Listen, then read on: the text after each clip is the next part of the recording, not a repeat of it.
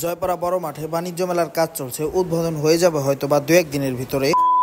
আসসালামু আলাইকুম এভরিওয়ান, কি অবস্থা সবার, কেমন আছেন সবাই? তো জয়পাড়া বড় মাঠে বাণিজ্য মেলার কাজ চলতেছে, সেখানে আজকে ঘুরতে এসেছি। ফার্স্টে এখানে দাঁড়ানোর সাথে সাথে গেটটা আমার নজর কেড়ে নিল। খুবই সুন্দর করে গেটটা ডিজাইন করছে, আমার কাছে খুবই ভালো লাগছে এই গেটটা। যাই হোক, বাইরে দাঁড়িয়ে গেট দেখলে তো আর হবে না, ভিতরে গিয়ে একটু ঘুরে দেখি কেমন। এই যে দেখেন, ঢোকার সাথে সাথে এই ঝর্ণাটা কিন্তু সবার চোখের সামনে পড়বে। আর একটা মেলার জন্য কতগুলো টাকা ইনভেস্ট করতে হয় একটু দেখেন। আর হ্যাঁ, এটাও আবার বলে রাখি, ইনভেস্ট কিন্তু লাভের জন্যই করা হয়। ইনভেস্ট যেহেতু করছে, অবশ্যই লাভ হবে এখান থেকে। এই যে এইদিকে লাইটিং এর কাজ চলতেছে, ওইদিকে কিছুটা কাজ শেষ হয়েছে আর এইদিকে চলতেছে। আর এই যে টাওয়ারের নিচে এটা মেবি জেনারেটর, এখানে অনেক মোটা মোটা তার দিয়ে পুরো লাইটিং এর কাজ চলতেছে এই জায়গায়। মানে পুরো এই জায়গায় যত কারেন্টের যত যা লাগবে সব মেবি এখান থেকেই যাবে হয়তো বা। শ্রমিক ভাইয়েরা ইট দিয়ে কি সুন্দর করে রাস্তা বানাইতেছে। আসলে এখান দিয়ে কিন্তু আমরাই চলাফেরা করব, তবে খুব সুন্দর করে কিন্তু রাস্তা বানাইতেছে শ্রমিক ভাইয়েরা। আর এই যে এগুলা ডেকোরেশন আমার খুবই সুন্দর লাগে, কারণ এগুলা মেবি আকিস কোম্পানি থেকে হয়তো বা তাদেরকে করে দিছে। আমি সঠিক জানি না, কেউ যদি জেনে থাকেন অবশ্যই কমেন্ট করে জানাবেন।